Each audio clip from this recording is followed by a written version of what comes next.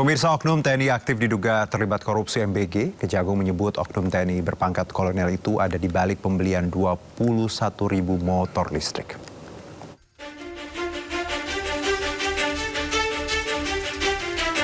Setelah Kejagung menetapkan polisi aktif berpangkat Brigadir Jenderal Lalu Muhammad Iwan sebagai tersangka korupsi MBG, Korps Adi Aksa menyebut ada dugaan keterlibatan oknum anggota TNI aktif dalam pusaran korupsi MBG. Kejagung menyebut oknum TNI berpangkat kolonel itu berinisial BU. Di dalam tubuh Badan Gizi Nasional, BU memiliki jabatan ganda, yakni sebagai Sekretaris Deputi Bidang Penyediaan dan Penyaluran dan Pejabat Pembuat Komitmen atau PPK. Sebagai petinggi di Badan Gizi Nasional, BU diduga ikut kong kali kong mengatur penggelembungan harga barang dan jasa, termasuk pengadaan sepeda motor listrik yang jumlahnya mencapai 21.801 unit. Walaupun sudah menemukan keterlibatan oknum TNI, namun Kejagung tidak bisa serta-merta memproses BU karena masih berstatus TNI aktif. Penanganan terhadap oknum tersebut, yaitu saudara BU, itu dilaksanakan secara koneksitas bersama dengan penyidik pada Jaksa Agung Muda Militer. Jadi perkara itu termasuk sepeda motor ya, pengadaan sepeda motor itu karena ada keterlibatan oknum TNI aktif. Mendengar anggota yang diduga terlibat korupsi MBG, Mabes TNI langsung buka suara. Kapuspen TNI Brigjen Muhammad Nas menyebut terkait masalah BU akan berkoordinasi dengan Kejagung. Jika terbukti korupsi, maka BU akan ditindaklanjuti sesuai ketentuan hukum. Dalam lingkaran korupsi MBG, Kejagung telah menetapkan 7 orang tersangka, 4 orang petinggi Badan Gizi Nasional, 3 lainnya dari pihak swasta. Tim Liputan Ainus melaporkan.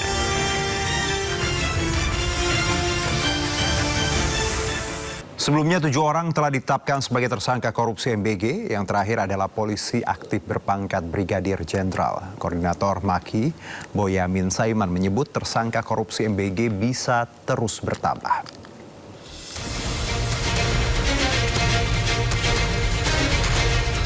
Bak kotak Pandora yang terbuka, tersangka korupsi MBG bertambah lagi. Kejaksaan Agung kali ini menetapkan Lalu Muhammad Iwan sebagai tersangka ke-7 dalam pusaran korupsi MBG. Kejagung menyebut Sekretaris Deputi Bidang Promosi dan Kerjasama Badan Gizi Nasional ini terlibat korupsi penjualan ompreng atau food tray. Modusnya, perwira polisi aktif berpangkat Brigadir Jenderal itu mencari calon mitra untuk mendirikan dapur MBG. Syaratnya, mereka wajib membeli ompreng kepada perusahaan PT SGI.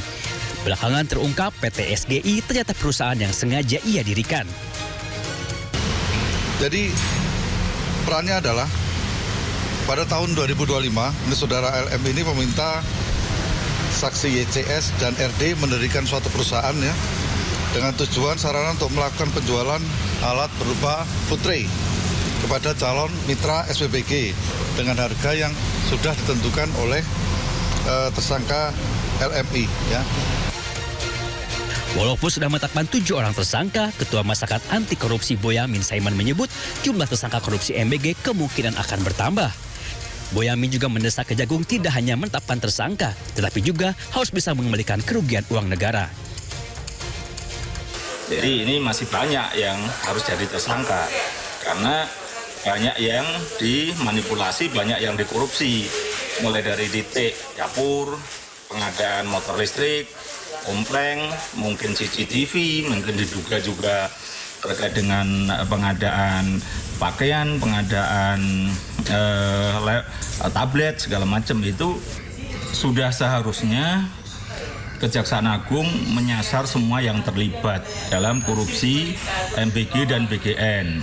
Karena apapun ya, untuk pertama tujuan utamanya adalah pengembalian kerugian negara. Karena kalau tidak disasar nanti pengembalian kerugian negara akan minim. Penetapan Lalu Muhammad Iwan menambah jumlah petinggi Badan Gizi Nasional yang menjadi tersangka pencuri uang MBG. Sebelumnya, Kejagung sudah lebih dulu menangkap Ketua BGN Dedan Hindayana dan 2 wakilnya, Sony Sonjaya dan Lodewijk Pusung. Menyusul 3 tersangka lainnya dari pihak swasta, yakni Asep Yusuf Somantri, Glory Harimah Sihombing, dan Andri Mulyono. Tim Liputan Ainus melaporkan. Pemirsa, Direktorat Jenderal Pemasyarakatan tegaskan gembok yang dipakai di lapas dan rutan punya spesifikasi khusus dengan standar keamanan tinggi. Hal itu disampaikan Ditjenpas tanggapi panja lapas Komisi 13 DPR yang menilai harga gembok Rp1 juta per unit tidak wajar.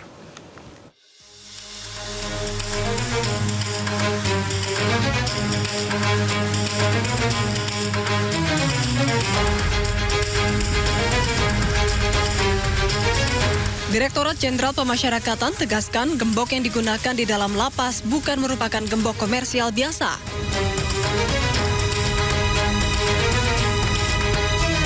Gembok yang digunakan merupakan perangkat pengaman dengan spesifikasi khusus yang dirancang untuk penuhi standar keamanan tinggi di lingkungan lapas rutan. Menurut juru bicara Ditjenpas Rika Priyanti, setiap gembok wajib penuhi syarat ketat, mulai dari bahan logam berkekuatan tinggi, tahan karat, tak mudah rusak, hingga punya sistem anak kunci yang tidak mudah diduplikasi. Ia juga jelaskan seluruh proses pengadaan tahun anggaran 2024-2025 dilaksanakan melalui mekanisme e-purchasing pada katalog elektronik Lembaga Kebijakan Pengadaan Barang atau Jasa Pemerintah, sesuai Peraturan Presiden Nomor 16 Tahun 2018, sebagaimana diubah dengan Perpres Nomor 12 Tahun 2021, serta Peraturan LKPP yang berlaku. Sebelumnya, Panitia Kerja Lembaga Pemasyarakatan Komisi 13 DPR soroti pengadaan gembok di lingkungan Direktorat Jenderal Pemasyarakatan, Kementerian Imigrasi dan Pemasyarakatan yang nilainya mencapai sekitar Rp92,5 miliar dalam kurun 2 tahun. Anggota Komisi 13 DPR RI Pangeran Khairul Saleh meminta agar pengadaan gembok itu diaudit karena harga satuan gembok yang hampir Rp1 juta per unit dinilai tidak wajar.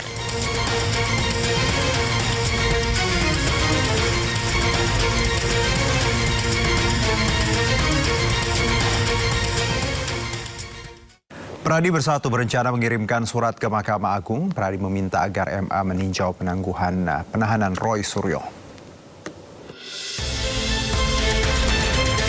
Belum juga usai sidang pra-peradilan Roy Suryo, lawannya Pradi Bersatu sudah ancang-ancang akan menjebloskan tersangka fitnah ijazah itu ke penjara.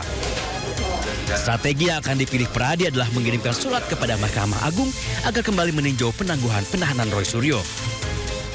Sekjen Pradi Bersatu Ade Darmawan menyebut langkah itu sengaja mereka ambil agar Roy Suryo tidak terus-terusan mengajukan sidang pra-peradilan. Kalau ada pra-pid lagi yang akan dilaksanakan oleh tim Roy Suryo, otomatis harus segera dimasukkan ke dalam tahanan. Kenapa? Ketika pra-pid dibacakan dan itu tidak menang atau kalah, kemudian ada niatan lagi untuk memprapid, itu harus segera dilakukan penahanan. Maka kami akan mengajukan permohonan perhatian hukum dan tinjauan kembali status penahanan terdakwa Roy Suryo sebagai residivis. Sementara itu sebelumnya ahli pidana Didit Wijayanto berpandangan penangkapan Roy Suryo sudah cacat prosedur. Didit menyebut dalam hukum acara pidana, proses pelimpahan tahap 2 atau penyerahan tersangka dari penyidik ke jaksa, maka tersangka tidak perlu ditangkap, apalagi ditahan. Kalau dipanggil tidak datang 2 kali, tidak memberikan alasan yang patut. Yang kedua, untuk kepentingan penyidikan. Nah, kalaupun untuk kepentingan pelimpahan tahap 2, tidak perlu ditangkap. Nah, di sini ini problemnya adalah langsung ditangkap. Kalau itu artinya apa? Berarti Polda Metro ingin membuat norma baru. Jumat 19 Juni, 2 tersangka fitnah ijazah Jokowi, Roy Suryo dan Dr. Tifa ditangkap Polda Metro Jaya. Keduanya sempat jalani perawatan di Rumah Sakit Polri sebelum dilimpahkan ke Kejaksaan Negeri Jakarta Selatan. Kejaksaan Negeri Jakarta Selatan kemudian memutuskan menangguhkan penahanan keduanya. Tak terima dengan penangkapan Polda Metro Jaya, Roy kemudian ajukan sidang pra-peradilan. Tim Liputan Ainus melaporkan. DPR RI menampung aspirasi Majelis Ulama Indonesia untuk membentuk rancangan undang-undang pidana tentang lesbian, gay, biseksual, dan transgender atau LGBT. Sementara itu wacana pemberantasan LGBT menuai beragam tanggapan dari masyarakat.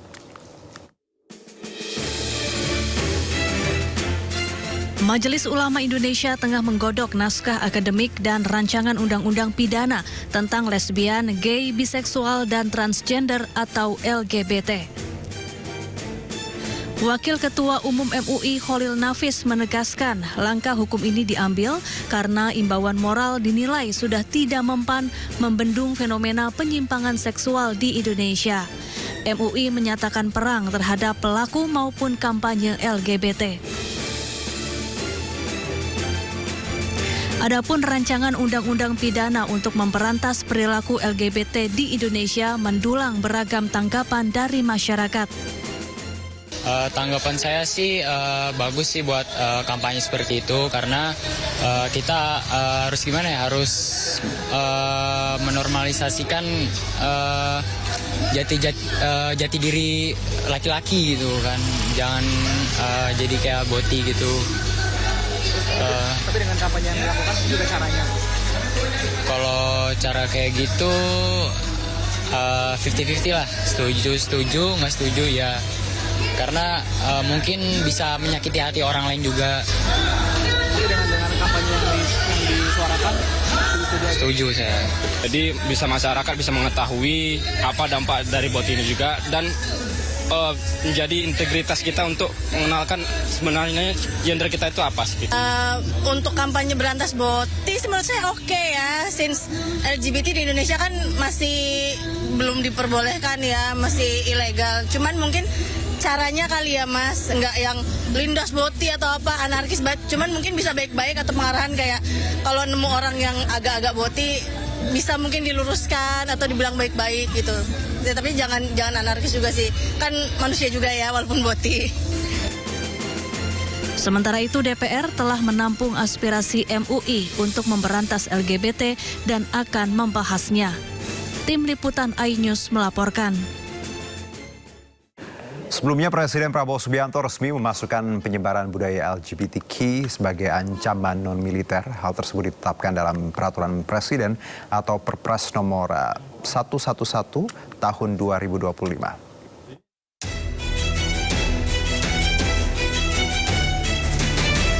Pemerintahan Presiden Prabowo Subianto telah menetapkan penyebaran budaya LGBTQ sebagai salah satu ancaman non-militer terhadap kedaulatan dan keselamatan bangsa. Hal ini tertuang dalam Peraturan Presiden nomor 111 tahun 2025 yang menjadi landasan bagi kebijakan umum pertahanan nasional periode 2025-2029. Penyebaran budaya LGBTQ atau lesbian, gay, bisexual, transgender, dan queer diklasifikasikan ke dalam ancaman non-militer berdimensi sosial, budaya, dan ideologi. Pada bagian ancaman non-militer, penyebaran budaya LGBTQ masuk dalam satu klasifikasi bersama radikalisme, terorisme, judi daring, pinjaman online ilegal, hingga penyalahgunaan narkoba. Peraturan Presiden tersebut telah resmi ditetapkan pada 25 Oktober 2025 lalu. Kebijakan ini menegaskan bahwa pertahanan negara tidak hanya menghadapi ancaman bersenjata, tetapi juga ancaman terhadap ideologi nilai dan ketahanan sosial bangsa. Ya, kita ke informasi berikutnya pemirsa. Kisah seorang pria lulusan Fakultas Ilmu Administrasi UI yang memilih meninggalkan karir kantoran di Jakarta dan bekerja sebagai pembersih kaca gedung di Australia menjadi sorotan. Kisah Made Genta viral di media sosial usai membagikan pengalamannya beralih profesi demi kualitas hidup yang lebih baik.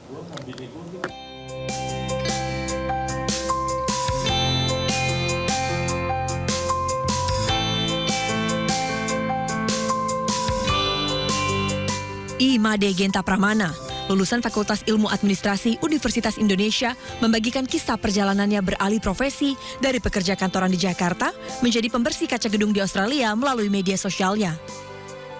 Genta yang sering membagikan kisah alih profesinya itu pun viral dan menjadi perbincangan warganet. Lahir dan tumbuh di keluarga kelas menengah di Jakarta, Genta mengaku sejak kecil diarahkan untuk menempuh pendidikan tinggi, meraih gelar sarjana, dan bekerja di perkantoran demi meraih kehidupan yang lebih baik. Namun setelah beberapa tahun berkarir di kawasan SCBD Jakarta, ia merasa kehidupan tersebut bukanlah jalan yang diinginkannya. Keputusan itu pun membawanya pindah ke Australia dan menekuni profesi sebagai pembersih kaca gedung atau gondolaman. Menurut Genta, pekerjaan di sektor konstruksi dan jasa seperti pembersih kaca gedung di Australia sangat dihargai, memiliki nilai ekonomi yang baik, serta dapat menawarkan kualitas hidup yang lebih baik dibandingkan apa yang ia dapat di tanah air. Ia juga mengaku menikmati pekerjaan lapangan berisiko tinggi yang kini dijalaninya. Kisah Genta pun pemicu perbincangan warganet mengenai perbedaan standar hidup, tingkat kesejahteraan, dan penghargaan terhadap berbagai jenis profesi di tanah air dan di luar negeri.